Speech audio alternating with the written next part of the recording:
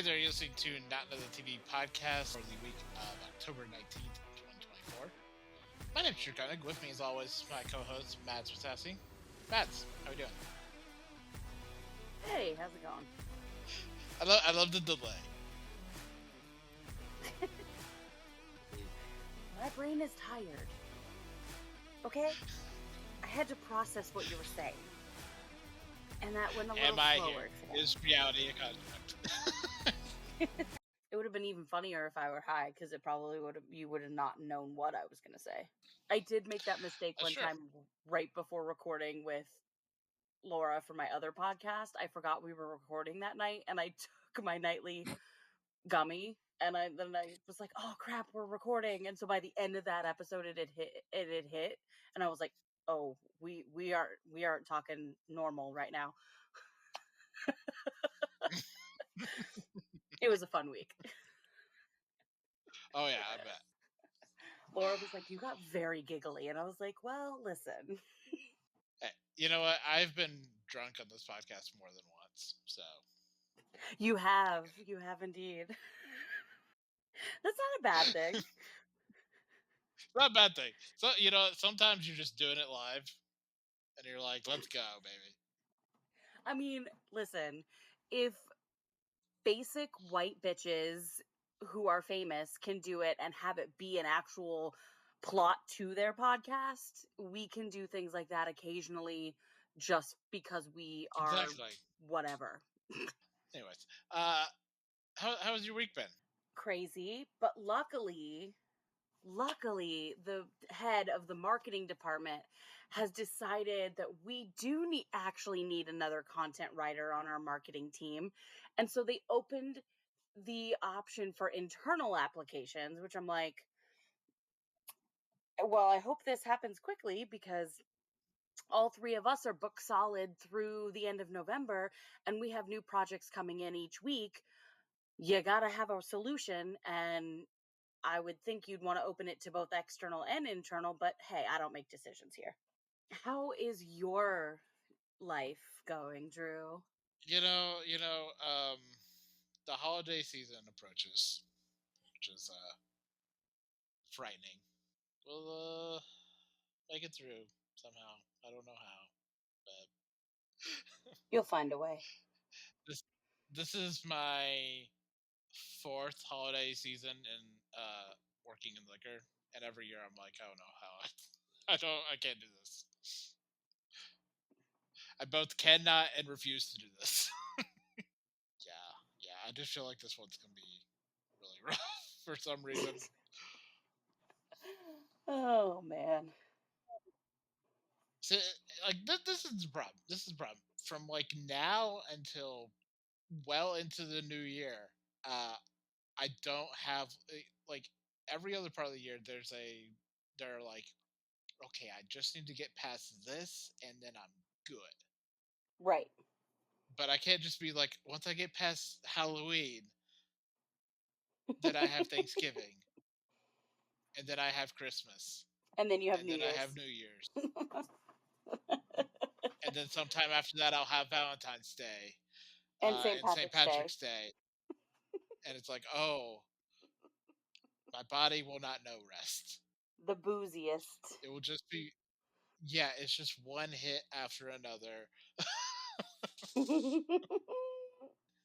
It is the embodiment of this is a marathon and not a sprint.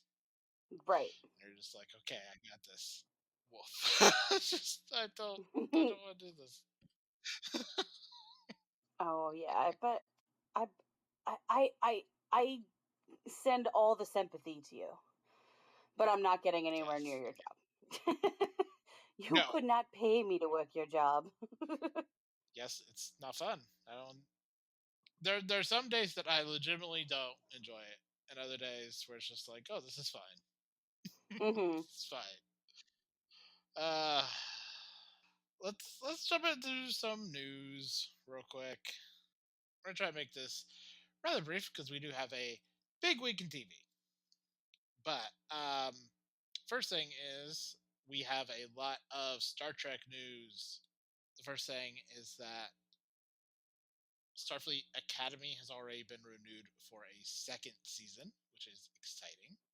And also, Tatiana Maslany is set to guest star, undisclosed, for that season, for that first season, which is also very exciting. I love seeing Tatiana Maslany on my TV screen. She is very good in pretty much everything. So her being in Star Trek is very good. Make her a villain, I don't care. And then the third thing is that Matt's your boy, Reese Darby, is going to be Yes. on Strange Worlds next season, in a unknown but familiar role. So he will be playing a some sort of legacy character that has yet to be announced. Interesting. I'm curious. Yes, yes. But he, like I said to you off mic, he is the nerdiest nerd boy out there, and it is so perfect that they're casting him in Star Trek, because like I can just imagine at home with his wife, he is freaking the heck out. Like he is like, "Oh my god, I got on the epitome of nerd culture television." Like Yeah, he's probably so happy. yeah. I was saying to you off mic that if Reese Darby had been around in like or like doing this in the '90s, he would have 100% been on Voyager. Yes, Um, yes. and that's just that. That's just a fact. Uh, but yeah, super excited. We're gonna be talking about Lower Decks next week, so we're gonna have a lot of. We're getting Yeah. back into the We're Star getting Trek we're groove getting here. back in the Star Trek swing. Exactly. Um, but I'm super excited for all of that, and I'm definitely excited for Strange New Worlds to come back too. 'Cause, Yeah, it's such a strong show. our other piece of news is that, um, speaking of shows that have already been renewed, Slow Horses, which we will be talking about a little bit later on in the podcast, has been renewed for a sixth season. It just wrapped up its fourth season. Had been renewed for its fifth season prior to four coming out. So again, very exciting. I think this is a show that can just continue forever. Like as long as Gary Oldman and Jack Loudon want to continue doing the show, I think they can just. I'm pretty sure Gary Oldman's like, listen, guys, this is a solid paycheck for me. Let's keep it going. Let's keep it going. I enjoy myself. Let's go. Like all Gary Oldman has to do is just deliver a quip and walk a little bit. And drink. Like, That's it. Yeah, and drink. Like that's it. It's as cushy a gig as it gets. honestly, when it was announced, when the news dropped, I was like, wait, I thought we already saw it got renewed, not realizing that it was saying that it got renewed for a sixth season. And because I was like, I thought this happened at the beginning of the season. And then I was like, oh, we are only on season 4, not 5. So no, that was season Right. 5 renewal at the beginning of the season, and now we're getting a second renewal at the end of the season. Somehow, this show has done phenomenally well with no marketing. Because Apple TV's like, we don't need to market our television. It's fine. People will find it. And they do, somehow. Yeah, somehow Slow Horses became like the quietly the most consistent and dependable show on TV. Hmm. And that's really remarkable. Which really kind of fits in with the whole element of the show that these people are kind of quiet, down on their luck, not really the greatest, but yet very dependable, very loyal. Yeah, yeah. That just fits. It just fits. But yeah, like at this point, I think this show could run for like 10 seasons. Like, Easily. I don't, yeah, just keep going. And this is my reminder, I need to catch up. I am behind. Oh yeah, it's very fun. It's so good. It's such a good show. All right, let's move on into the goat. So the GOAT is a weekly segment we do here on the podcast where myself and Mads nominate a best TV character or episode of all time and pit them against each other on a poll on Twitter, TikTok, Instagram, and Tumblr. For this week, our theme was sci-fi. Not to be confused with our GOAT from a couple weeks ago, sci-fi. That The was network. sci-fi, the network. This is sci-fi, the genre, the vibe. Entirely. And that was in honor of the 20th anniversary of Battlestar Galactica. So again, similar to like what I said when we did our lawyer's goat, an embarrassment of riches. Sci-fi is a genre that can be applied so liberally Hmm. and so broadly that that it can functionally be anything, Yes. depending on how you choose to interpret that.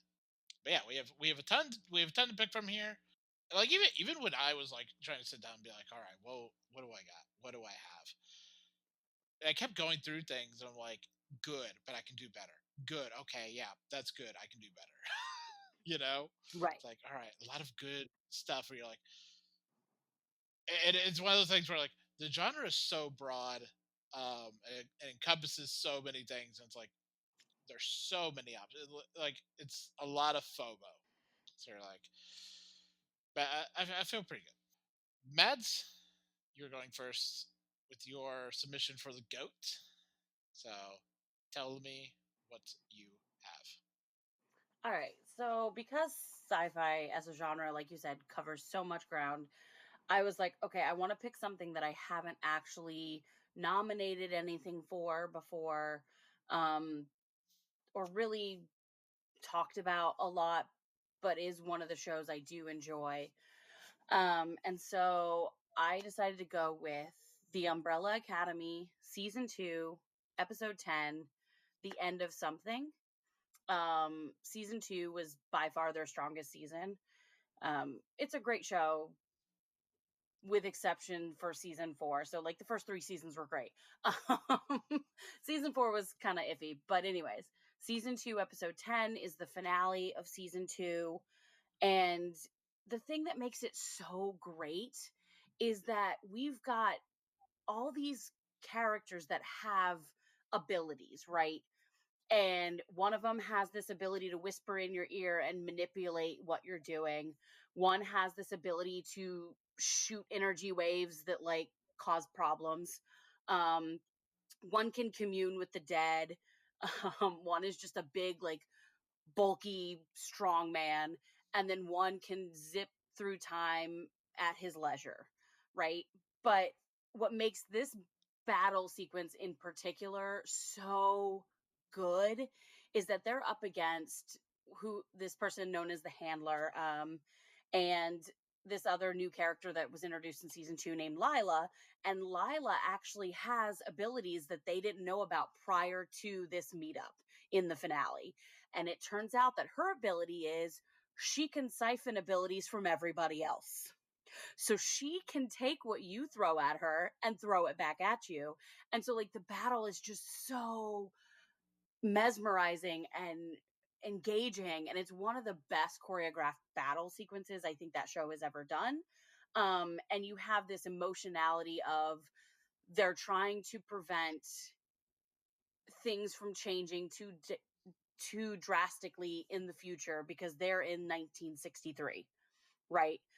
They need to get back to 2019 without changing anything too drastically that it fucks up their lives. And so they're trying to prevent their own deaths at the hand of the handler while also getting back to their own time. And in order to do that, they have to get a briefcase from the commission. And it's just a fun episode that we don't really know how it's going to end until it ends. And at that point, we see them come back together as a family for the first time all season, really. And they do die, but spoiler alert, the time traveling one is able to go back in time before he officially dies, and he goes back in time by like 5 minutes and like changes the trajectory of what's about to happen to him and his siblings. And they do manage to get back to 2019, only to find out that it's the day after the apocalypse that happened in the end of the first season. But they think everything's fine, so they're like, "Oh, we must have prevented the previous apocalypse from happening based on what we did in 1963."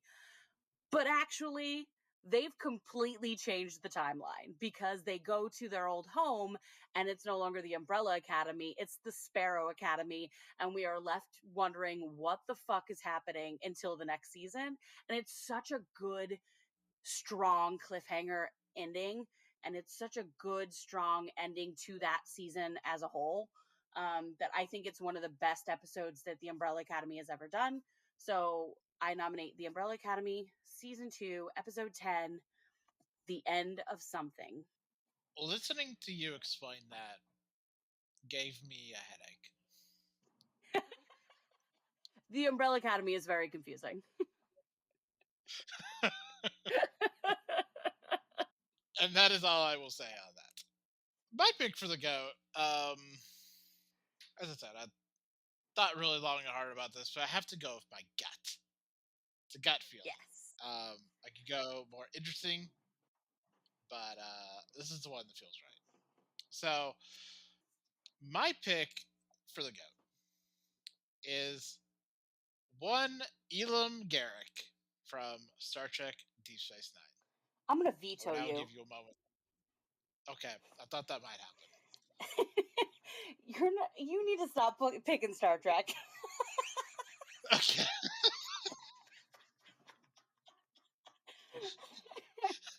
I mean, listen, I'm all for going with your gut, but bro. I did not think this. Yeah, yeah. You know what? I didn't think this was the day that I get away with the Star Trek pick, but that's okay. As always, when I think you're going to veto me, I have a backup. Of course you do. It's good. Good call. And so, my backup for the goat is Chrisjen Avasarala from The Expanse, played by Shauri Agadashu. So, for those who don't know, The Expanse is adapted from a series of novels in a near future where Earth and Mars are at war with each other, and then there's everyone in the belt of asteroids, who've also set up their own culture and ecosystem that are more or less oppressed by both Mars and Earth. And Chrisjen Avasarala is a high-ranking political figure in the UN on Earth, and her machinations throughout the show. You know, the way she maneuvers, trying to not get sucked into a war with Mars, and also knowing that that's kind of inevitable, and her constant frustrations and antagonisms with the belt and belters, and watching her fluctuate from a high-ranking member of the UN to the president or whatever this UN's equivalent for that is, and then being brought back down and being brought back up, and dealing with the calamities and disasters that happen throughout the course of the show. It's part. Uh, I think it's, as is often the case with like a lot of our character submissions, it's part really good writing, and also as equally Shari Agadashlu is just so fucking good as in the role. Like, she throws out a motherfucker like no one's business. Like, and it's so cathartic, and it's so like satisfying every time it happens. And just like the layers and the nuance that she's able to bring into that character, and really like bring us in and be like, this is not a good person, but I'm so compelled by her, while at the same time not being a necessarily bad person. Like, definitely working in like the margins of gray that like this show's able to like pull off so well. So yeah, that is my pick for this week. Chrisjen Avasarala from the Expanse. Nice. That's a really good pick. You can go vote for both of these, as I said, on Twitter, TikTok, Instagram, and Tumblr, and probably Blue Sky because we shouldn't be on Twitter anymore, people. It's a bad idea. Yeah, things are Been a bad going idea, but it's downhill still a bad. bad idea. I gotta I Um, gotta get on Blue Sky and figure out what my username stuff was. So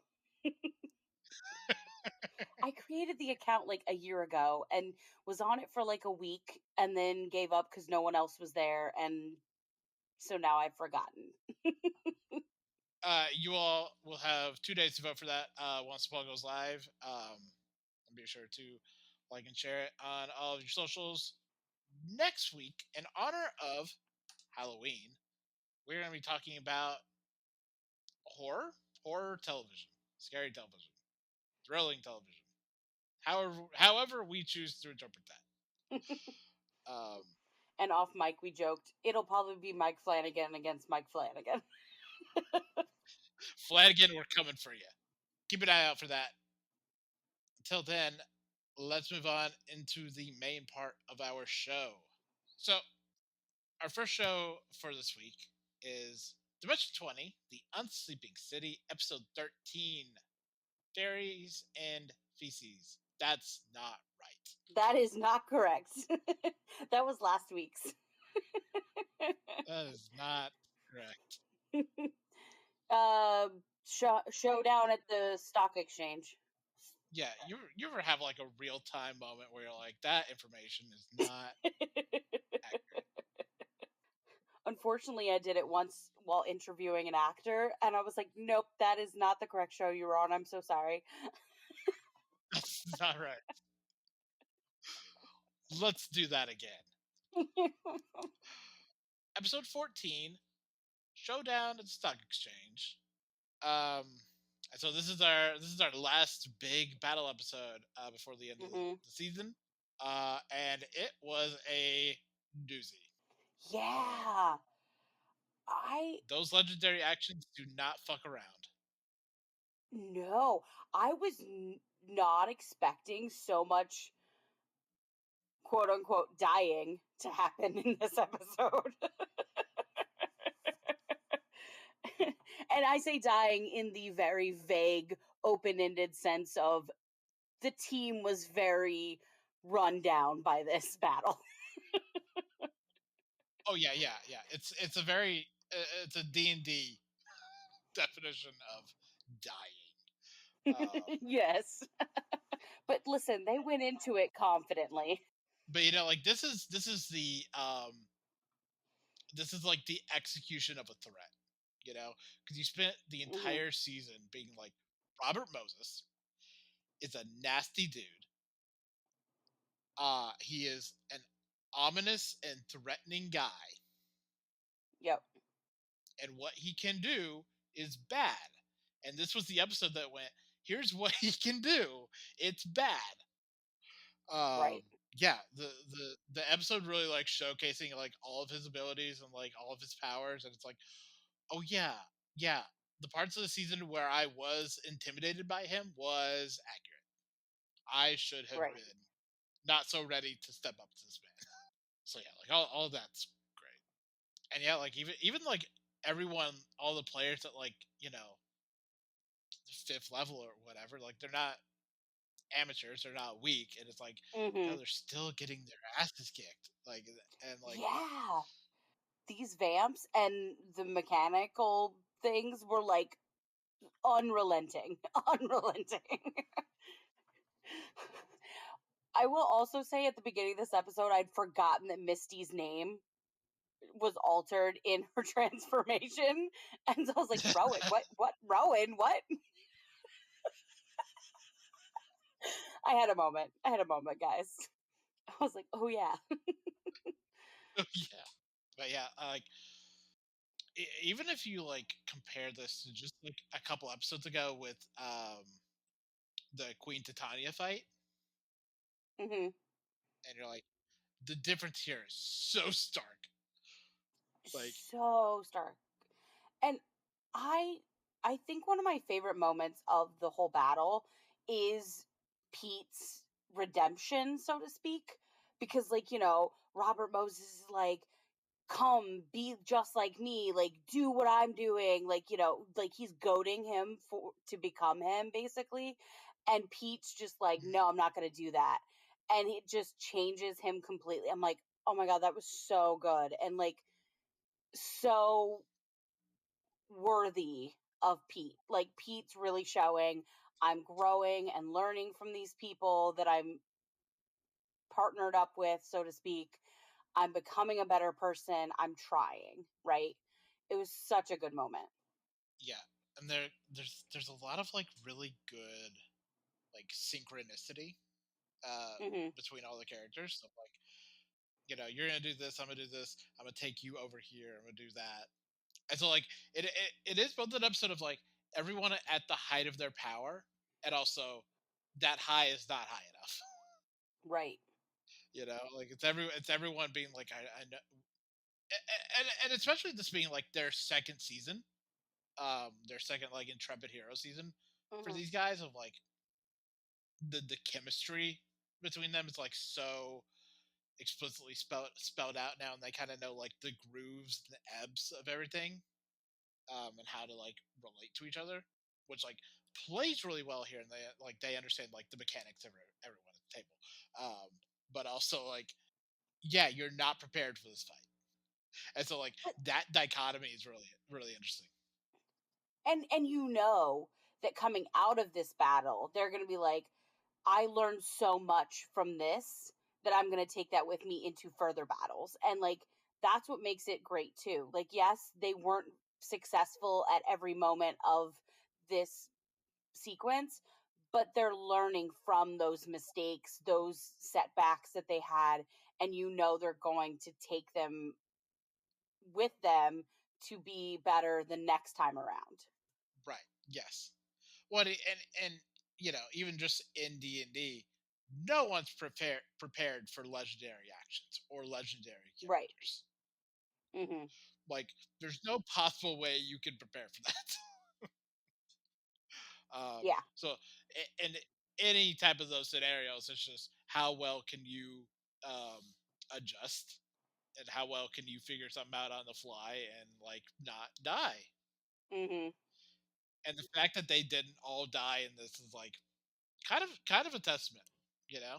I I was holding my breath there for a minute with the situation with Cugrash because I was like, "Oh God, no, no!" And then, like, we see Kingston comes along and he's like, "Oh, I'm gonna fix this problem. It's fine." And I was like, "Oh, thank God." Oh yeah, yeah, yeah, yeah. We're definitely Chekhov's gunning that the bagel though. Mhm. We're mentioning that bagel a lot in this episode. It's like that is worrying, like Yeah. that's because I just had a D&D session last night, and they're like, if we treated this like it was actually the media or something, that note you keep on mentioning would be like a big Chekhov's gun. Mhm. So you can't choose. That's always a funny thing of like you can't choose to treat D&D like it's just any other thing and say like, oh, that's a Chekhov's gun, or maybe not. Who knows? Right. I really enjoyed them working together and to not and that their strength and will to keep going never wavered. Like, even when they took hit after hit, they were just like, all right, let's bounce back up. What do we do next? Like, it was Right. just such a good unifying moment for them. And I really, Mhm. really enjoyed it. Yeah, and even like a lose spell at the beginning was like dispel like dispel technology or something. That's like, oh, that's Hmm. such a wicked spell. That's such a good. And like if this were like any other battle, if these were like any other bad guys, that would just be it. That would be the battle, you know? Right. Yeah. which was like the really fun thing of that. I was like, yeah, yeah. In an ordinary battle, that's it. We're done. Go home, guys. Mhm. Kingston fixed it. All the robots are down. Yep. But because it's legendary actions, and because it's these vampires are working on some for real bullshit, it gets to be like a lot more interesting and layered than that, which is really fun. Absolutely. But also like that moment of Brandon being like, yeah, they dug deep in themselves and pulled something out and are okay. It's like that is so so crushing. So just like I think that's the most devastating thing like you can hear from like like a GM is like, oh yeah, they're back up to hit points. Yeah, they're fine. It's like, oh god damn Yeah. it. Yep.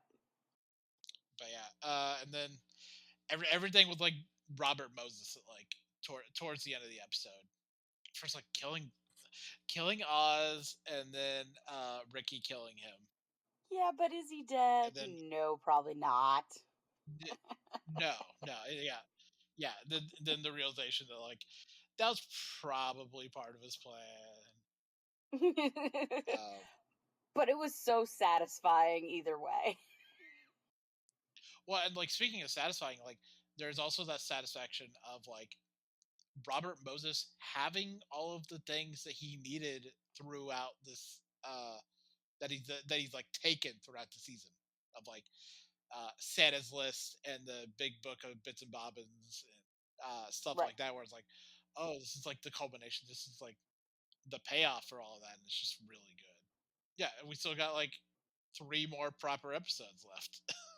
It's like imagine what else this season is going to pull out. It's like that's really promising. Which is what also clues us into the fact that Robert Moses probably isn't completely dead because we still have 3 episodes left. Yeah, yeah, your big bad does not just get defeated before the penultimate episode. Like, no. No. I still stand by that the Great Big Book of Bits and Bobbins is the greatest title, and I want to read that book. I know it's not real, but I want it to be real. It's not real.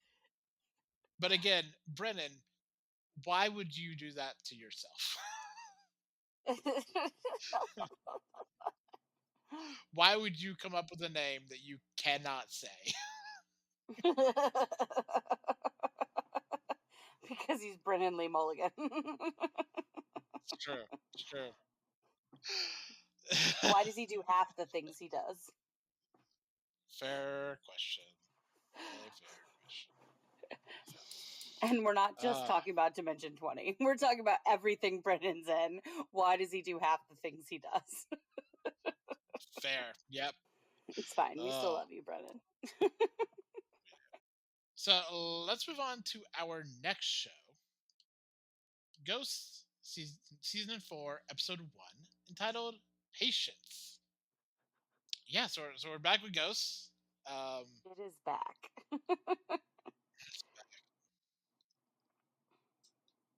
um, how are we feeling about this start to the season? I enjoyed it. I did. I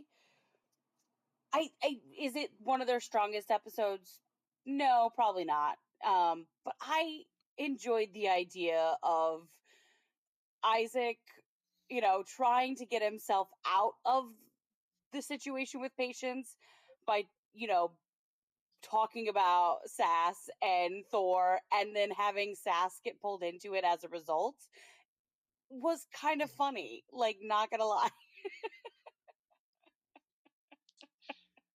Yeah, it's a very simple episode, I think. Hmm. Kind of simple rejiggering of like trying to fit patience into this, um, which we've talked a lot about how there are too many ghosts on this show. And now they want to add another. You know, they want to add another, and they didn't even like They added Pete's ex-wife last season, and then I don't know, she died on the way back to her home planet.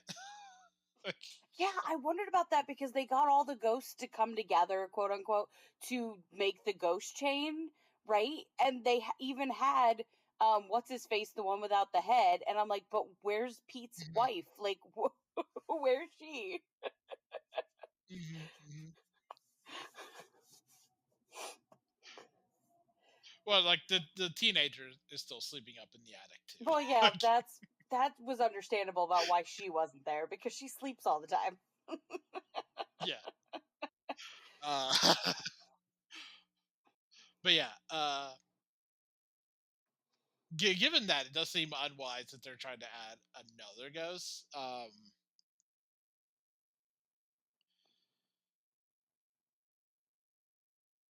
but also I think a lot of the dynamics with like the current roster is like so set in Hmm. that you might be able to add another one with that and like so keep that rhythm going. I think it could be very similar to what they do, like with the teenager and what's his name that Isaac almost got married to, and like the ones, those ones in the in the basement, the cholera ones or whatever, the plague ones or whatever they are. Right, right. Um, they only come in once in a while, like, with the exception of the main girl. I can never remember her name. I love that actress, but I can never remember the character's name. Nancy, Oh, Nancy, that's her Nancy. name. Nancy, they bring her in every once in a while, but more often than the other ones. But like, you know what I mean? Like, we don't have all these Mhm. ghosts all the time. So like, I could potentially see them bringing patients in, but she's so antisocial that like I could see her only being part of the story every once in a while.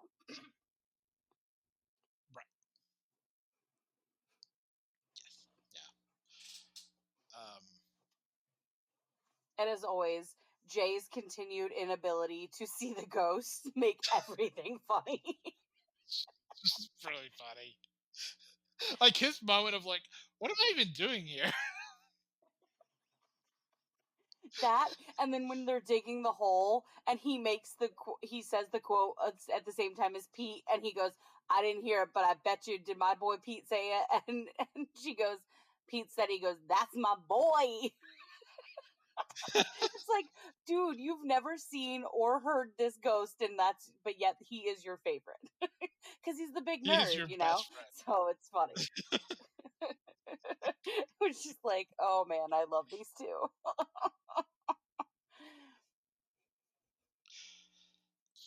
Yeah, yeah.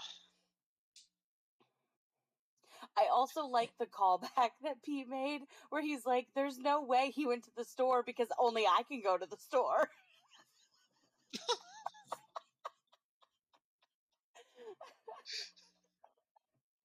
It's like, Pete, you're such an asshole.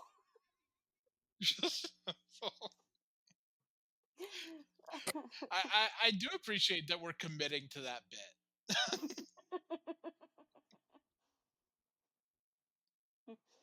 Yes.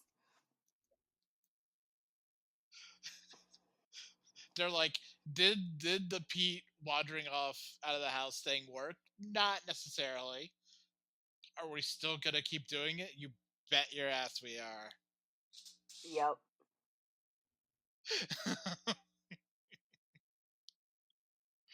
uh, but yeah, yeah, yeah. I think this is a really good like um reintroduction to the show, and Hmm. um, yeah, I think it's just incredibly solid, Oh, yeah. which is what most often can be said about Ghosts. Yep. This episode proves why this show continues to be a strong contender for probably the best comedy on TV right now. Mm, yeah, yeah, yeah. Even just little things like Thor saying that Trevor has tiny legs. Chicken legs. Just a really good joke.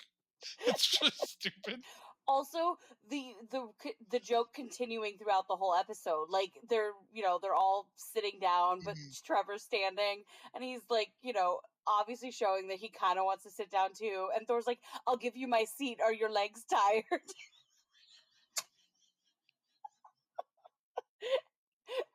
And the joke throughout the episode of a Flower knowing saying she knows what's going on and where Patience is, but then remembering she's misremembering things, and like so funny. So good.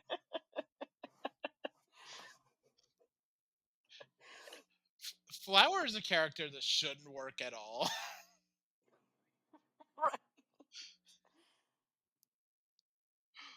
Like, it is a joke that should have, like, run dry a long time ago, but, like, it just keeps working. I think because they don't oversaturate it. Like, she Mhm, has her moments where she's just an average person, right? But then there's moments like this where it's like high stakes, and she's like, "Yes, I do know." And they believe her even though she is consistently shown that she doesn't know what's going on. mhm, yes. And yet Sam and Jay still believe her.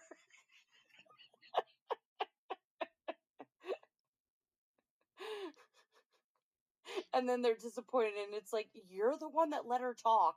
Like, Like,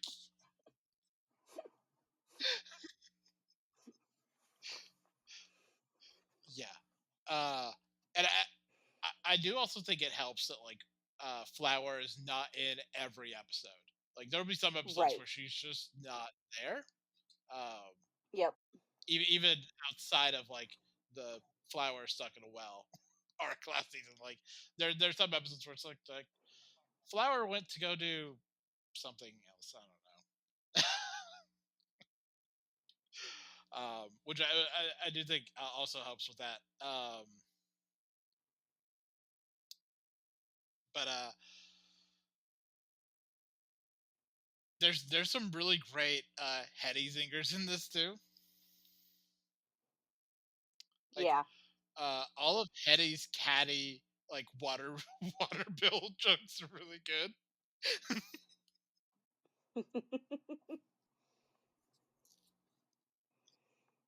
Yeah. It's really outstanding. Yeah, this is like this does it does feel like an ensemble that's like really firmly found its footing. Yeah. It's like, oh, the beats of this are so firmly known now. It's like, yeah, we can just kind of cook with gas, you know? It was so nice and refreshing to go back to this show because I was like, I just love this show so much. And fun little side story, we've been watching scary movies in our house for the last like week or so, and the 7-year-old isn't supposed to be awake while we're watching them because we wait till she goes to bed, but then she'll like get up and be like upset that we're watching something scary that terrifies her. And it's like, you walked yourself into this. So I was watching Ghosts during the day one day, this week on Friday, and she comes in and she goes, what are you watching? I go, it's a show called Ghost. And she goes, oh, Ghost, is it scary? And I go, no, it is far from scary. It's actually very funny. If you want, you can sit and watch it with me. And she does. She didn't really get the jokes, but she was laughing at some of the like physical comedy stuff. So like it's been Right. 7-year-old approved.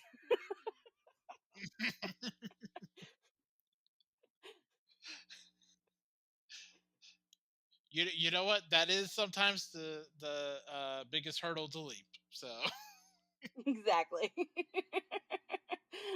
The adult jokes go over her head, but like the physical comedy stuff, she was thought it was hilarious. She's like, "Oh my god, he got sucked through that wall." And I go, "Yes, he did."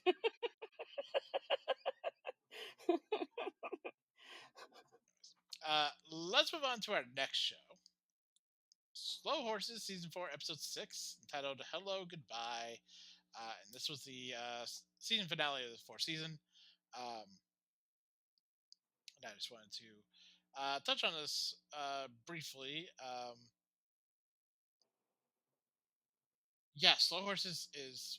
such a good show. It's so entertaining. Um, River Cartwright is one of the dumbest human beings that's ever existed. I love him so much. um, yeah, Hugo Weaving made a really good big bad through the season. Um,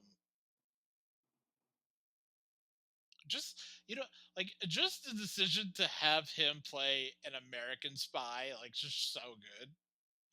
You're Mhm. like, that is not the direction I would take with Hugo Weaving, but like I kind of appreciate that they do because like he's just kind of a smarmy asshole, um, Yeah. and like it's really great.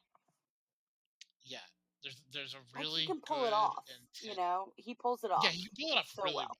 He pulls it off really well, and I think the show leaves it open for him to return for another season, and the reveal of like they reveal who that character is and how he relates to some of the other characters on the show, and Mhm.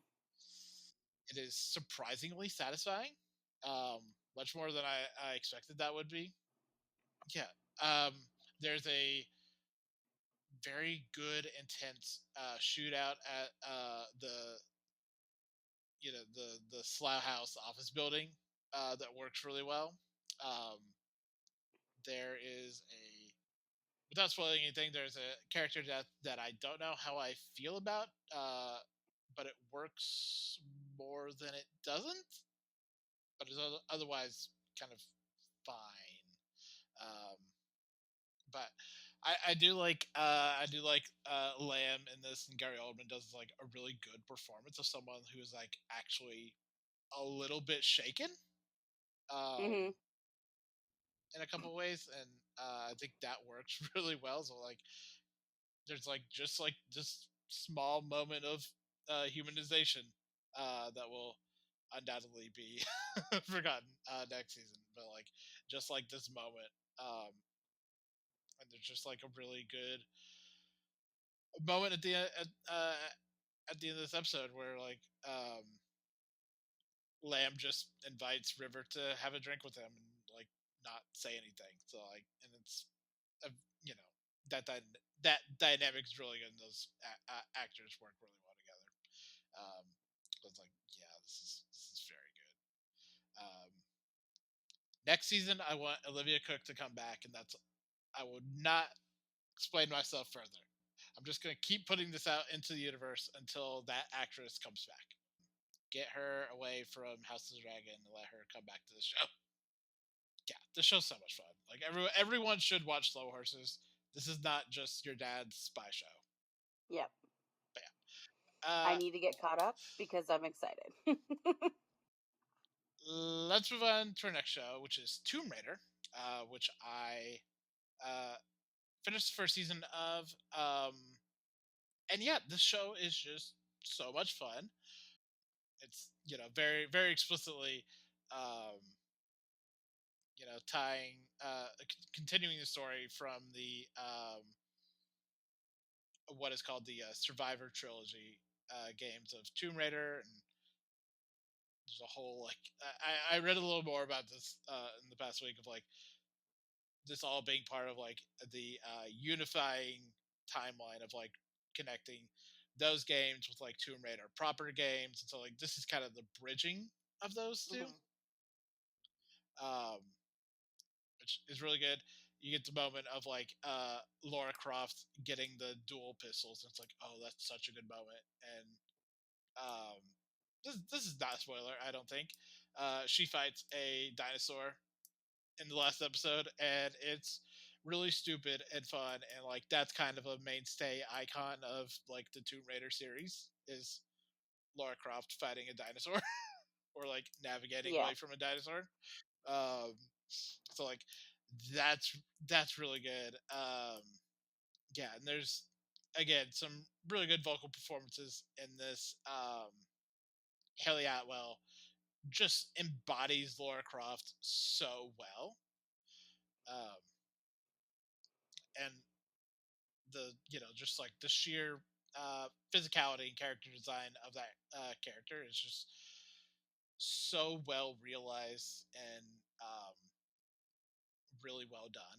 Like just imagining that character as more of a as more uh, muscular and a little brawnier, um, but still like existing within like the wheelhouse of Lara Croft. It's like it's really good, and it sets itself up really nicely for for a second season, and I want it badly. Thank you. Mhm. So again, if you're at all interested in Tomb Raider um, and that franchise and Lara Croft as a character, I would encourage you to go watch this and do not listen to pissant men saying that Lara Croft is not hot enough in this because they are wrong. That's not the point, but it's also should be noted. They're just wrong. I don't know. Let's move on to our next show. Abbott Elementary Season 4, Episode 2, entitled Ringworm. Um, and the thing that really stood out to me about this episode is that it felt like Abbott Elementary doing a COVID plotline without having to do COVID. Yep. You It know, really and I did. saw It some debate really about did. yeah, like I saw some debate about this of like, well, ringworm's a really common thing, and like this isn't COVID, and it's like yada yada yada. Okay, but you can't do an outbreak at a school and not have it feel like COVID. And this just feels like an excuse to do a COVID plotline without the heaviness and like Being the raked over the seriousness coals for of that. being about COVID. Yeah. Yes. So it's like it feels like the safest way to still do like a infection plotline Mhm. at a school. Um, I will say, I think Barbara was one of my favorite parts of this episode. She's like, I have the immunity. And they're like, you can't get an immunity. And she goes, tell that to him. And it's just like, oh God. And I literally thought of all those Christians that were like, I can't get sick with God on my side during the height of COVID. And I'm just like, okay. right, right, and I do think it's really essential for this episode to because like COVID was never a thing on this show, you know. Right. Um, Yep. this came out 2021 after like the peak of COVID. Hmm. So it never had to deal with that. Could kind of exist outside of that, and it was kind of refreshing as not being a part of COVID. Um, and now this episode only works if COVID doesn't exist in the world of Abbott Elementary. Right. Exactly. you know, uh, because if COVID also exists and the lackluster protocols that they have for dealing with ringworm, you're like, oh, that's really dark. to, to the fact that they sent that kid home and the mom sent him back saying that's not your protocol, he should be at school. I'm like, I'm sorry, ma'am, your son is sick and you're gonna send him back to school? Like what? Insane behavior. I also love that there's still a continued joke about the one white kid. Because the kids are making self portraits and she goes, oh, that's great, you should add some color to it. She goes, look at this, these crayons have not been used ever before. There's plenty of oh them for you. yeah, the beige crayon is such a good joke. So good. Yeah, and I love everything that Gregory is doing in this episode. He's so real for Just taking a lot of hightailing it out. Like he's like, bye. yeah, no, it's taking a lot of like what has been established for Gregory as a kind of like autistic adjacent, OCD adjacent person, you know, Mhm. and really just like cranking that up to 12. Yeah. And you're like, yeah, that does feel accurate. And again, it's so essential that COVID doesn't exist in this world because the entire show would not be able to know how to navigate Gregory working at a school where he can get sick. Getting sick like that, getting sick, getting COVID, because like this man would not. Well, the thing is, if Like they if that was a had possibility,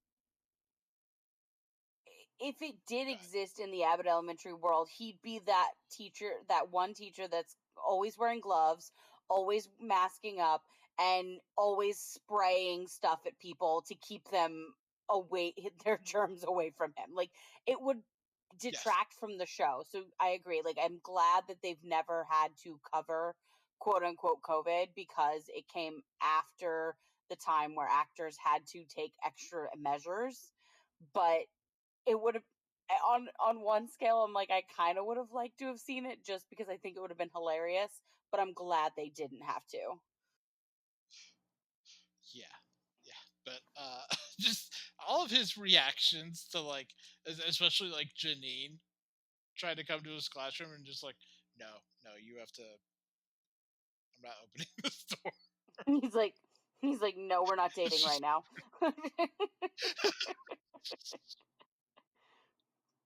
She's like, "What? We're not doing our movie night?" He goes, "No, I think we should postpone for now." Like, yeah.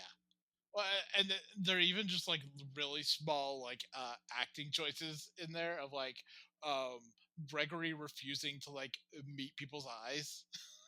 mhm. Like there's one shot of the him looking at the camera crew and then just really fast looking away. It's Yep. like, oh, this is really good. Yeah. He's Yeah. just that uh, that character is truly just so fun to watch because even when he's not speaking, Gregory is making the faces that everyone is feeling. Well, we also have to mention the cold open because God, it's just so good.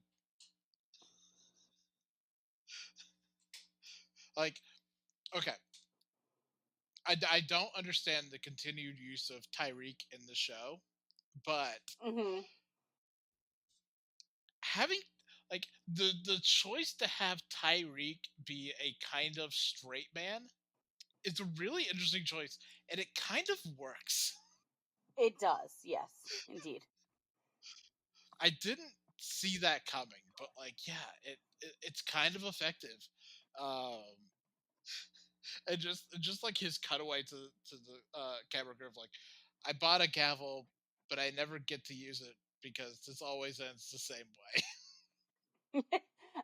the, the dancing in the gym, like he's like, "This is how Philly." It was just like, I just love the implication that every PTA meeting ends with a Wild Wild West line dance. also the fact that for once Barbara was actually correct with saying something pop culture related was slightly funny. Yeah, it's really good. We're like, Barbara, wait, you're actually correct on something? But I also just really love the idea of like just imagine you're a parent and the PTA meeting gets hijacked by teachers talking about Will Smith movies.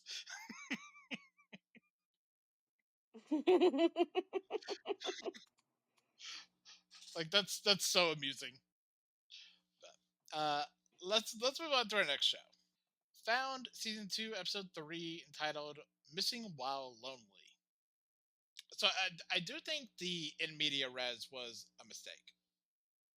Hmm. Um, like I think that gives this episode the entirely wrong vibe.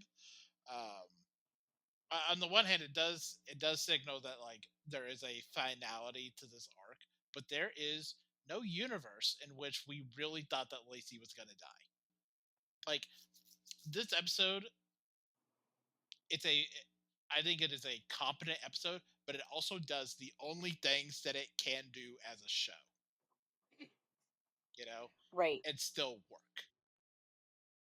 Like the show can't have Lacey die. It Nope. um you know, it can't have Gabby not confront Sir. It can't have Sir captured. So it really does Mm. the only confluence of events that it can do, you know? And that runs into my main issue with this show is that they from the start they kind of back themselves into a corner because while yes it's great to have it's a great element to have this, you know, horrible man be that kind of extra brain with solving cases. It it has a limited scope. You can only go so far with it before it becomes redundant and boring.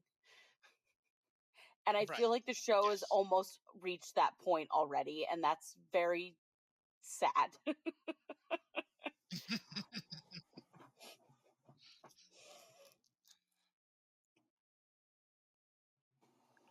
Right, because if you think about like the first season is like almost a darker twist on Silence of the Lambs, Hmm. and this is like a twist on Hannibal. But like the point of Hannibal is that Hannibal Lecter does not help Claire Starling with her cases, you know, Right.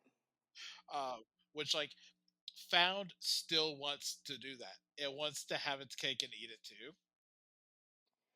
Right. And I Um, I could see the show continuing, not on the same caliber, of course, but if he were in jail and they just go and visit him in jail all the time, like that is still a competent story plot, you know. But this show is trying to establish itself as being completely new and original. And it's like, yes, but that's limiting yourself very much because there's only so much Gabby can get away with without being charged with what she did keeping him in her basement, and there's only so much that he can do while out free and on the run from the law, right? Like there's only so right. much. Well, and it's still backed itself into a corner because there's no world in which Gabby doesn't get charged with a crime. Like I don't think it matters if um, they have Sir in custody or not. She still admitted to law enforcement that she kept a man in her basement. Right, and he even said to her in this episode, "Your 72 hours are almost up." And it's like, yeah, you need to arrest her. Like arrest her and charge her, and then let's see where the show goes from there. I'm not sure where it can go, but let's see. But I do like that they kind of closed this arc off. Lacey's back home because they could not have continued this any. Like, we were kind of straining credulity as it was, um,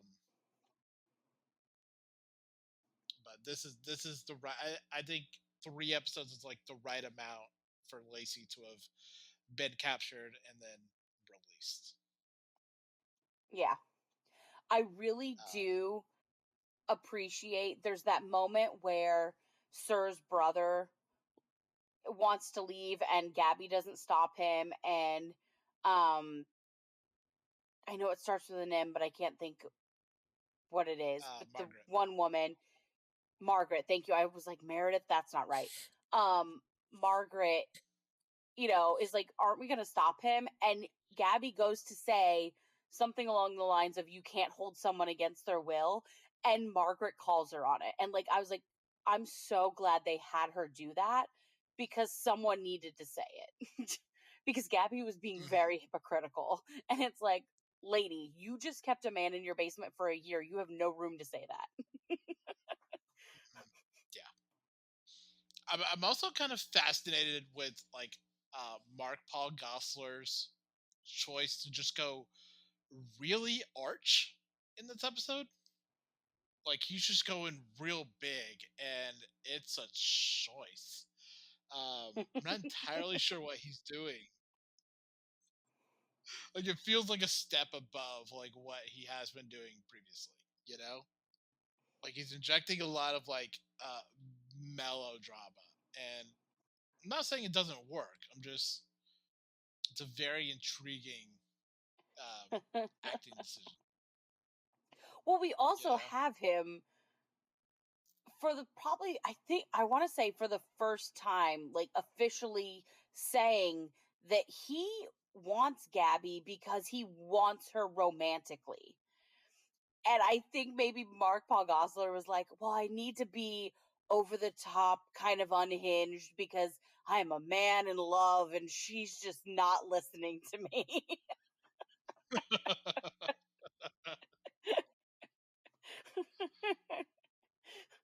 Maybe. right? Maybe that's where it went.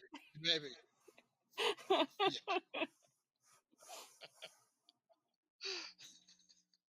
Sir, it was a choice. it was indeed a choice. Let's move on to our next show. Doctor Odyssey, season 1, episode 4, entitled "Wellness Week." Um, I was not able to and catch guys, this the episode. yes. Uh, guys, the thruple has never been more on. It is fully on the table. Um, yeah, this is a very fun episode. I think it might be its strongest episode yet. Um, so this week, as the episode indicates, a bunch of wellness influencers come on the cruise ship um, with some really great guest stars. Amy Sedaris, Kate Berland, Margaret Cho. Um, we're just giving like really good unhinged performances throughout this all, and it's very much in the vein of like Gwyneth Paltrow goop, you know, like just nonsense pseudoscience. Um, I can read your aura. I'm an empath kind of bullshit. Mhm. Um, and the episode does not shy away with saying that that is all nonsense, and it is making you unwell. Nice. Um, but yeah, it's extremely fun. Um, this episode also brings in Laura Harrier to be the new chef that Amy Sedaris' character has working for her initially, and then will be the new chef on the ship going forward. Um, Mhm. and Laura Harrier is a very charming, charismatic actor, and she has like really good chemistry with Tristan in some of these scenes. Um, and also, a lot of her looks are just outstanding. Like she looks, yeah. I think it's gonna be really interesting to see where like her and Tristan go going forward, and there's still some fun exchanges between Tristan and Avery, and navigating the quasi fallout of um, that rejection, and Mhm. but guys, that throuple is still happening. I'm still I am not a crackpot. That is still happening. It's still on the table because I have decided that everyone on this show is bisexual until the show tells me otherwise. Um, and why have I become convinced of this? Because the opening scene has a strip poker game with Max and Tristan and the captain and the first mate, and the engineering and the hospitality heads called Boys, Butches, and Buys Strip Poker, and it's outstanding. And it leaves open the possibility that anyone at that table could be a buy, which is Mm-hmm. so good. Oh, another very cool thing in this episode is Avery uh, develops appendicitis, so she needs to get her appendix removed. While there is a big hurricane forming around the ship they have found themselves in, so they both have to navigate through a hurricane and also have them remove Avery's appendix, and it's outstanding. That's awesome. Um, yeah, and there's also some really good lip service given to, yeah, hurricanes are worse now than they used to be because global warming, which gives this episode more cojones than Twisters had.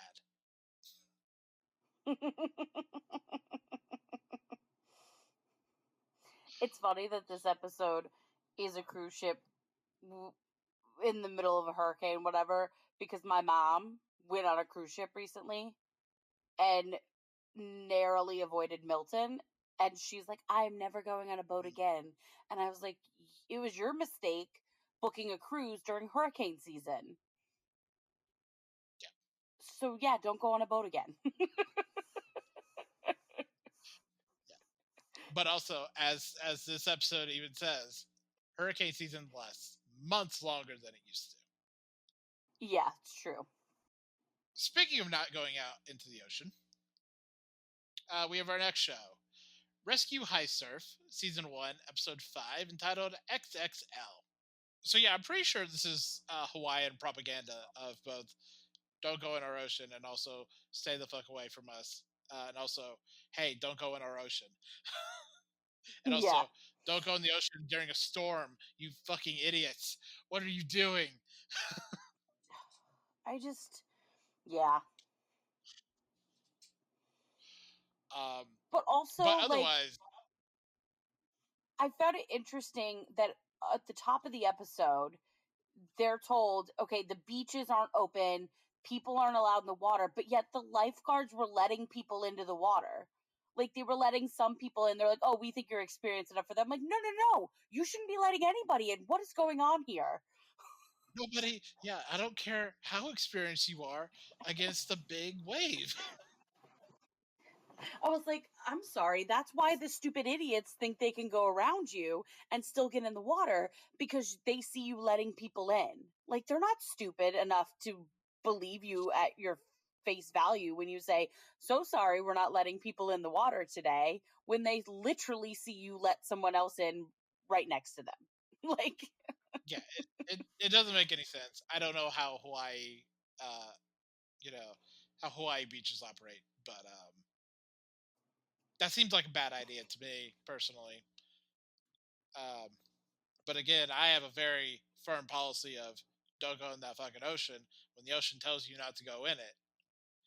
And big tidal waves feels to me like the ocean saying, "Hey, don't come near me." yeah. um, The other thing I want to but comment on otherwise, with this episode go ahead. is the the new kid that gets pulled away from his job because his dad wants him to do some political stuff. The more time we spend with this kid's dad, the more I'm going to call bullshit on that guy being old enough to be his dad.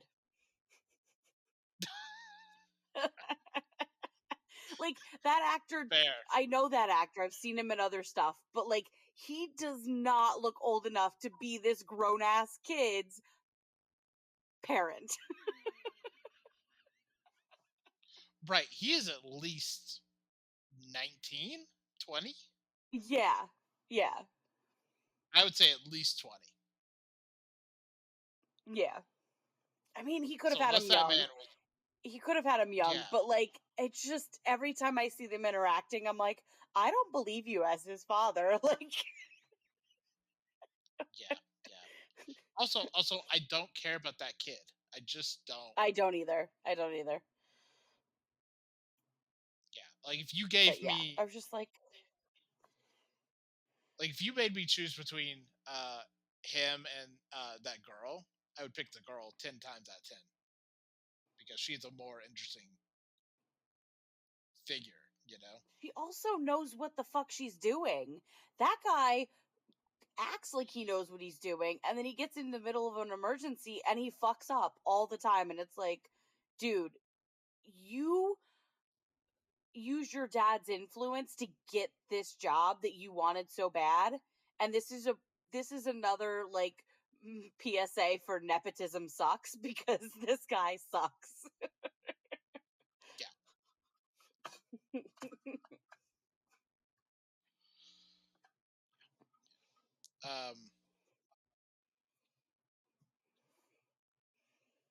But otherwise, I think this episode is entirely fine. Like it is almost aggressively okay. Hmm. You know. Yep. Yeah. I just don't think the show has a lot going on. You know. Yeah, it started strong and now I'm bored. Right. Well, like even all the stuff we say about like the ocean and the show's attitude towards it, I don't think those things are purposeful. I don't think it has like actual things on its mind to say. Right. I think these are just like things that happen to happen. You know. It's one of those accidental things that the writers stumbled into. I don't think they intended for those emergencies to be that kind of message. They were just like, "Ooh, these sound like fun emergencies to do." Right. So yeah, I Yeah. think the show needs to find like another level somewhere. I don't know what that looks like, but this is I don't know.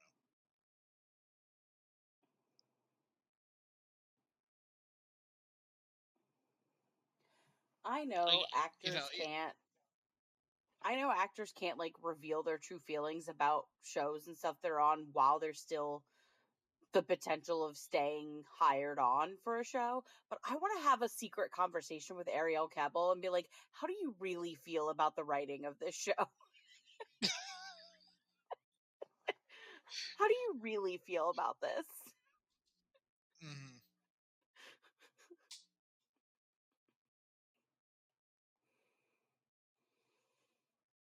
Because she's out here doing the most, even when she's not on shift.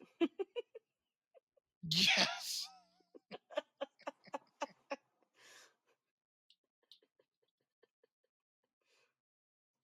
yeah, yeah.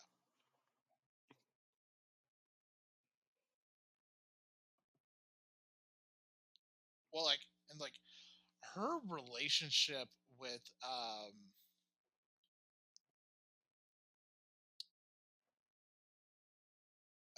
Will like just feels wildly inconsistent. Hmm. How am I supposed to feel about like their dynamic? I have no idea because I feel like it changes from episode to episode. Yep. Like, is he getting out of there? Does he not want to work there? Like, are they going to get Right. back together? I have no idea. Yeah, it seems wildly incapable of like sticking to a vibe for their relationship or lack thereof, and just being like, yes, this is it. This is how they feel about each other. Because I have no idea how they feel about each other. That feels like a problem. Let's move on to 911, season 8, episode 4, entitled "No Place Like Home." And I do want to mention this right at the top. Fucking tiger in an apartment, guys. This is like I said.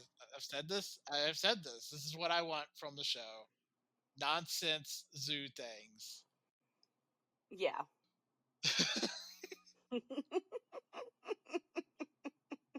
Also, Chim propelling outside the window from a, from the roof of the building to get to the tiger and knock it out. Like, genius. I love it. Outstanding. This show, Yeah. and we've said this off mic and on mic multiple times. This show has high caliber actors. We've got Kenneth Choi, who's been in Marvel films. We have Angela Bassett, who is an Oscar winning actress. We have Peter Krause, who's been on a million shows. And we've got Aisha Hines, who's just as iconic as everyone else. And we have also got Jennifer Love Hewitt. And it's like, how did this show get all these big name actors to do the most ridiculous plot lines?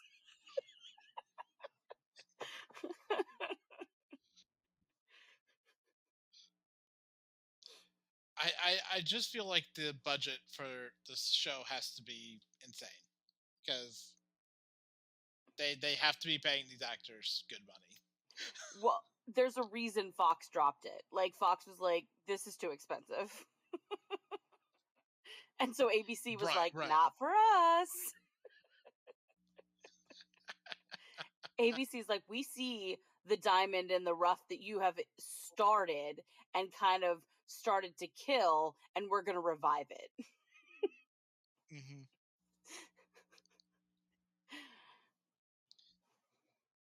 And make it better than ever with tigers in the apartment. Yeah. Well, that was the funny thing to me. It was like, because you were talking about last week, we had the whole B NATO arc, and we were gonna kind of like tone down. They got a tiger. They got like a real tiger for this episode. It's like, and they also, the other emergency, mind you, was a cheerleader who managed to do his flip at the same time that this football player was coming towards the sidelines, and somehow his body at the waist got flipped 180. And it's like, holy Moses, that is a hell of an emergency. Like, what?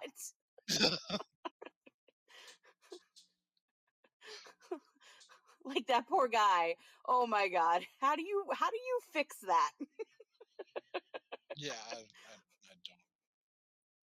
I don't even really want to think And about we've it. got Eddie like, oh, I've seen this in combat, in the middle of a war zone. And they're just like, yeah, we're going to let that guy go and do this work because clearly he knows what he's doing. Yeah. We do have to address something that we haven't talked about yet. Eddie, mustache or no? No. Yeah, I don't think so. It's I'm kind of borderline. There are times where I look at the mustache and I'm like, no, I don't think so. I just He's going through an identity crisis, Drew. His son left him for his parents. Okay. But to be fair, he also decided at the end of last season to cheat on his steady girlfriend with a woman that was a dead ringer doppelganger for his dead wife, made out with her in front of his son walked in on it, but still, with the potential of his son seeing it. His son sees it and says, no, Dad, I'm noping on out of here because that's fucking bullshit crazy. Like, dude's going through some shit, and so he's like, I'm gonna grow out a mustache.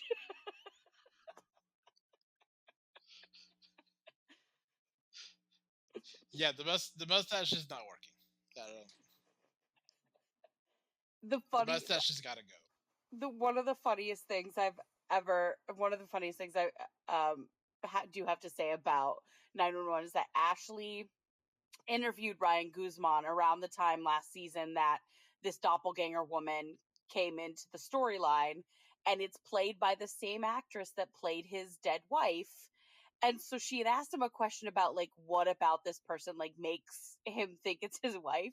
And she's like, because I didn't realize it was the same actress. And I was like, to be fair, they made her hair look completely different. So, like, it's easy to see that, like, it takes you a moment to realize it's the same actress. So it's good to know that even well-seasoned professionals do interviews all the time, fuck up things like that. She's like, Ryan just gave me this look like, her face. Outstanding. Outstanding. No notes. Anyways. Oh no, no. Yeah, yeah. Um, yeah, and this episode also wrapped up the Captain Gerard plotline and the Councilwoman plotline. Yep.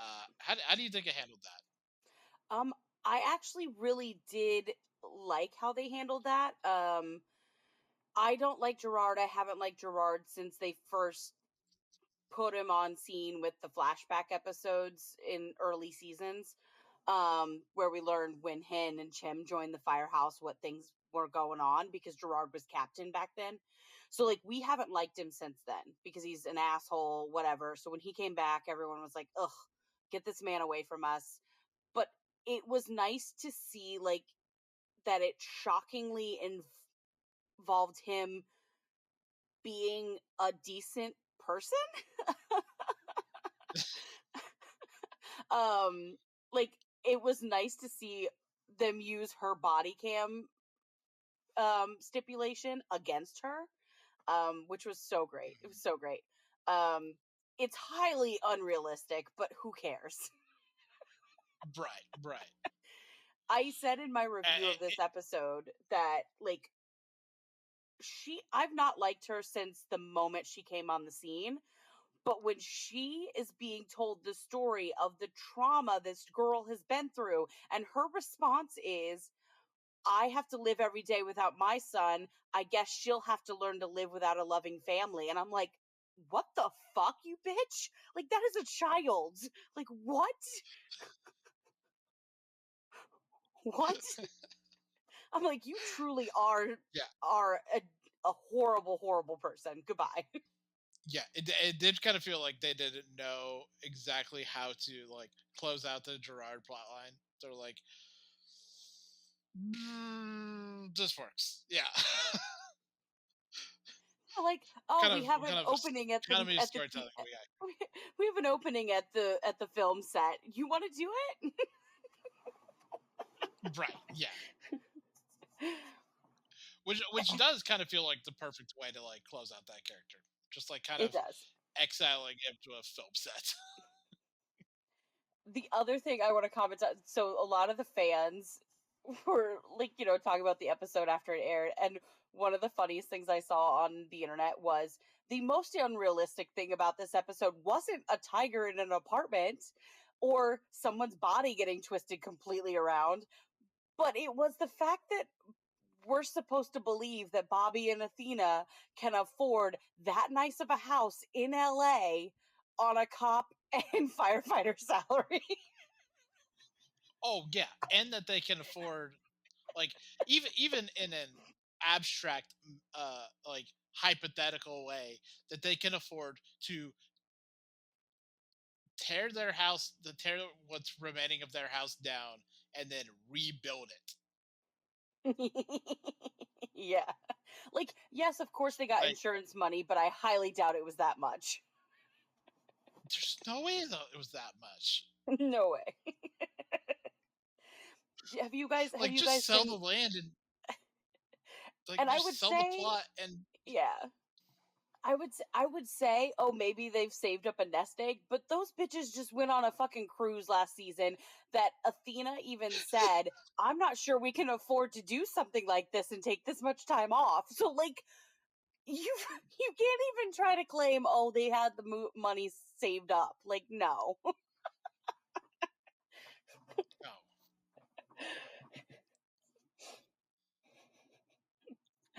I can't.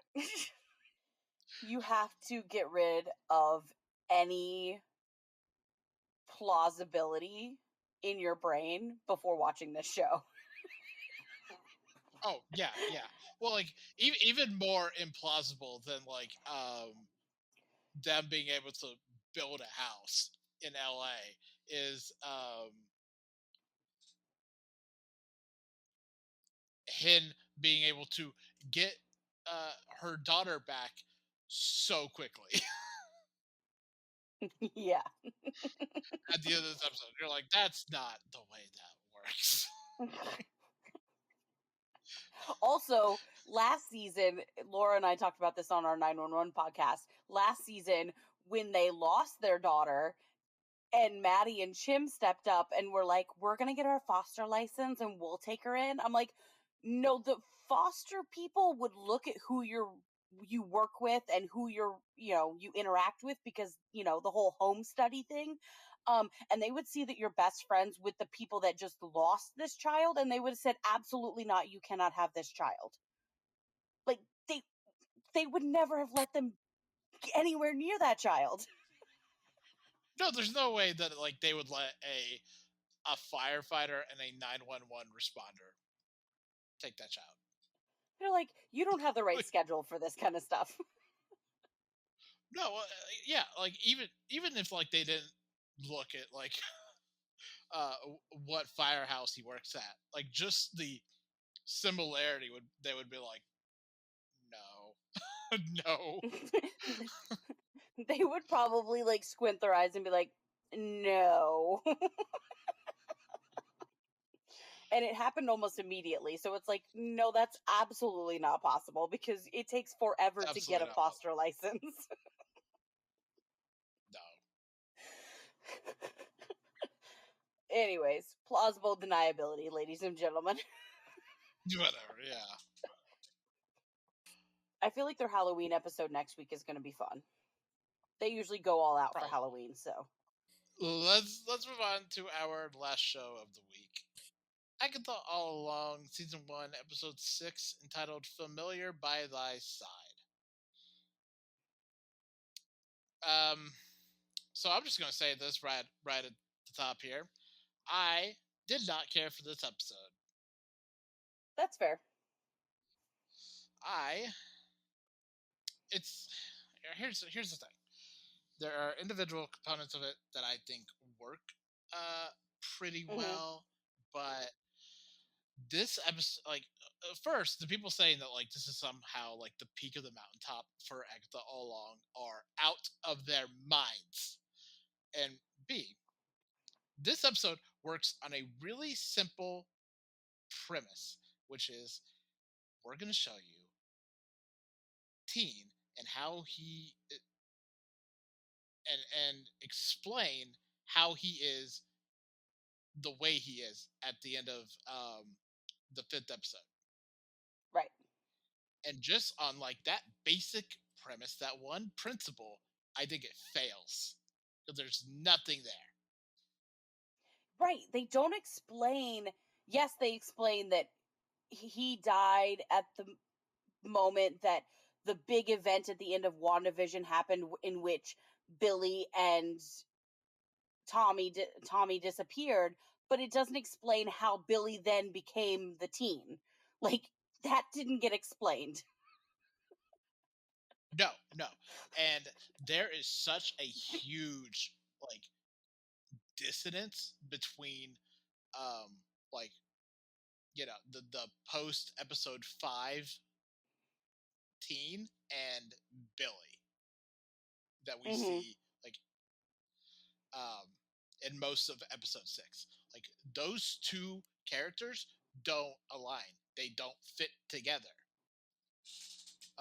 It is Mm. completely incongruous. I don't buy it. Um, barely explains like that he wants to like go look for his brother.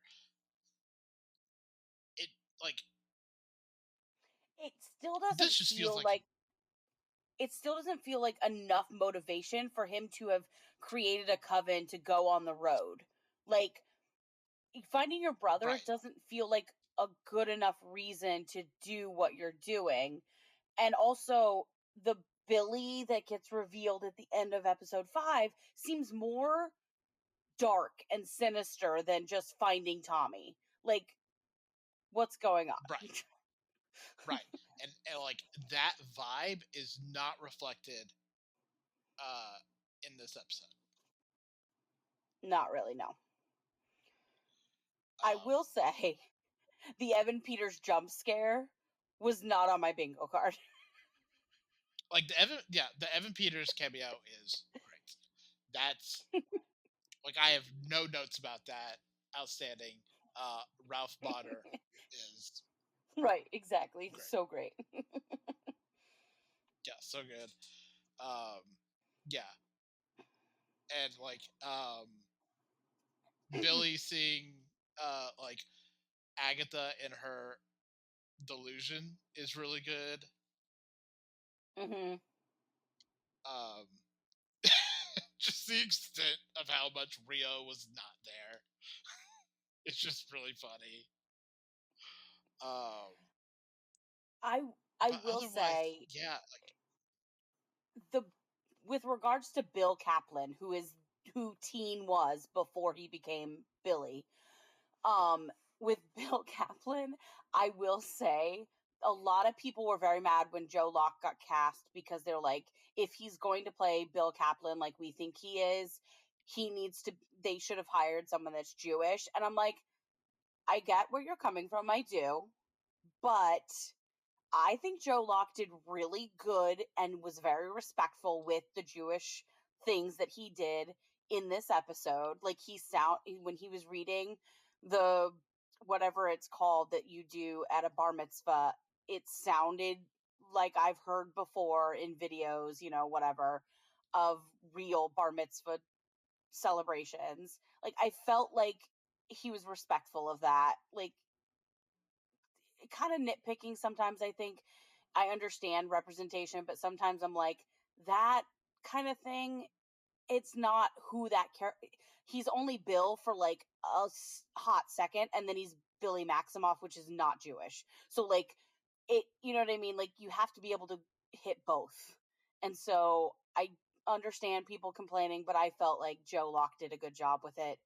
Um, and also the actor playing the dad, I'm like, oh, hello, dude from Private Practice.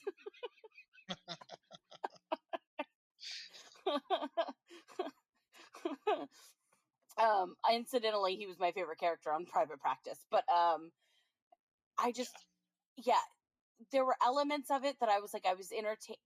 I found it very interesting, trying to having him try to be Bill Kaplan, but knowing there's something wrong that makes him not Bill Kaplan. You know what I mean? I did enjoy Mhm. that element of it, but like the motive, like we've said, the motivation's just not there. It isn't earned yet. I don't know where the anger and frustration seems to be coming from that happened in episode 5.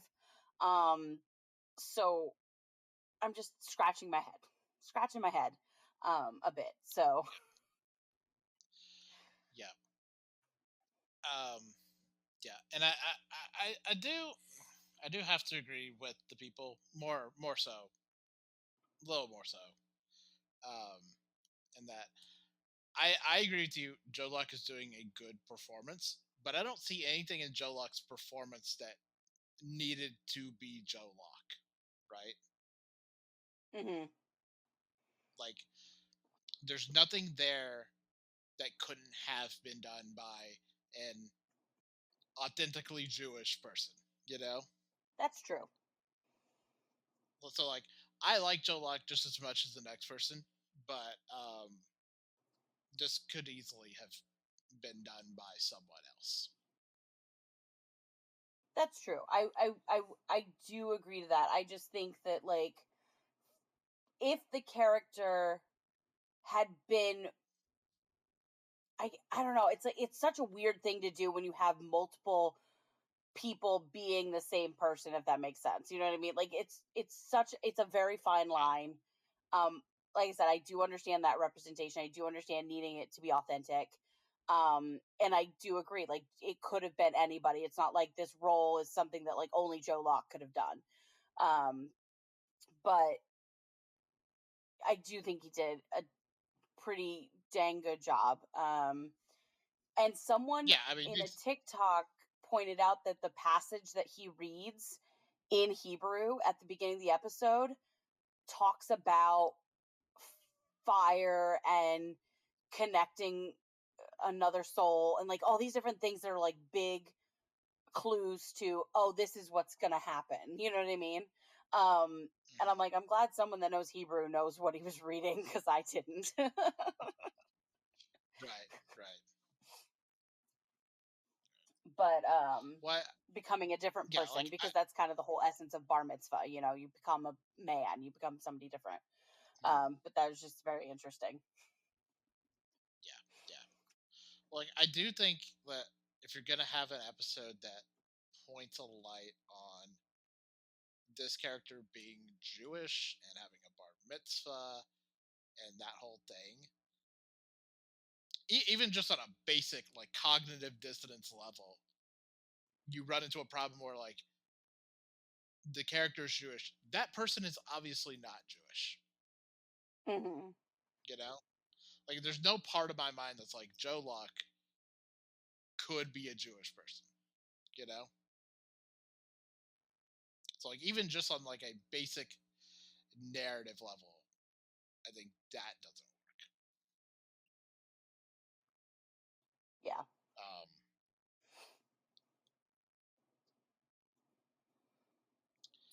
but and I will I say, am also I am also annoyed at the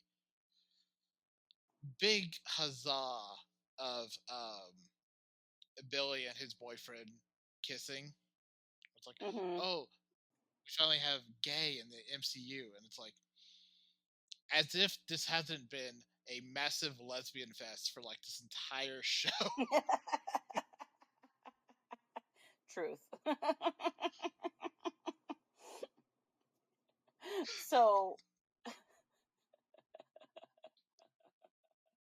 I agree. Like it's just like, listen, the subtext has always been there with the women. Come on. Give me a break. Guys.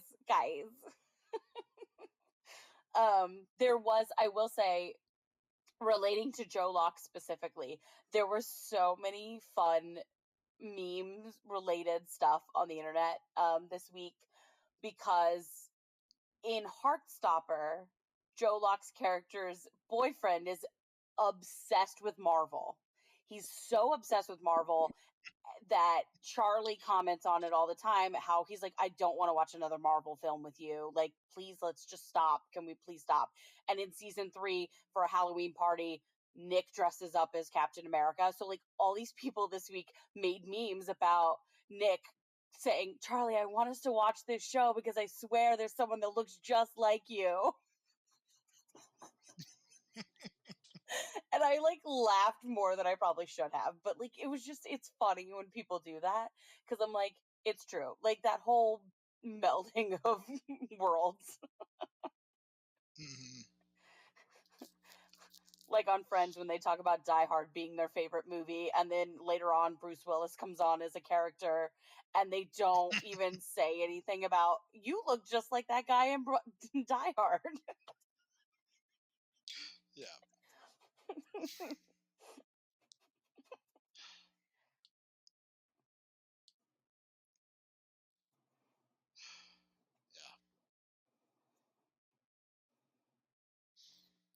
yeah. Well, that is it for this week. Um, Next week we will be talking about what we do in the shadows and Star Trek Lower Decks and other stuff, I'm sure. So until then, Mads, where can we find you online? You can find me on Twitter for now at Dorothy NYC89. I will get back to you guys next week on what my blue sky is, because I know I have one. I just can't remember it. And you can also get me on Instagram at Dorothy NYC89 and Tumblr MadsWorld15. Nice. And you can follow me on Twitter for however long that remains. I mean, we've been saying this for like 2 years, but it does feel like the line has come to an end. Even though the ability to block someone is very much a central part of the App Store and Google Play stores. So, you know. But you can find me on Twitter at the Drew Koenig and everywhere else at Drew Koenig.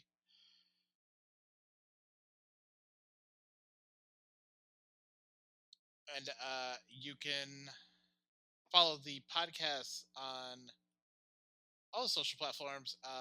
Find our link tree that has them all at linktree.com/ not another TV podcast. And that'll have all our, as I said, all our social platforms, plus our Discord, where we are talking about TV throughout the week there.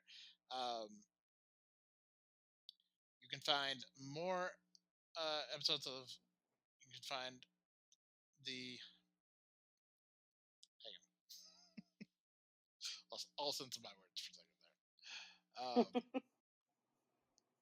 You can find more episodes of the podcast on Apple and Spotify, along with whatever other podcatching device you use.